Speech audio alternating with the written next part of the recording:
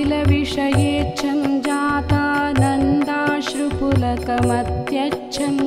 सीतापतिदूताद्यं वातात्मजमद्य भावये हृद्यं करुणारुणमुखकमलं करुणारसपूरपूरितापाङ्गं सञ्जीवनमाशासि मञ्जुलमहिमानमञ्जनाभाग्यं शम्बरवैरिशरातिगमम्बुजदलविपुललोचनोदारं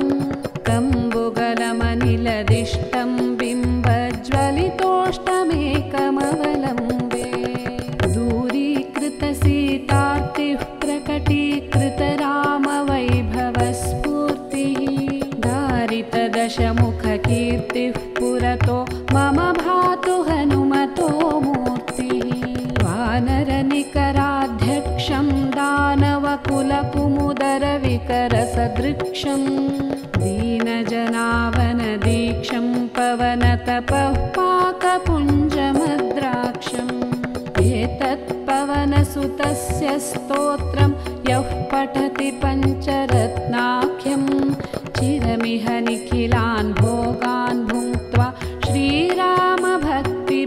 भवति।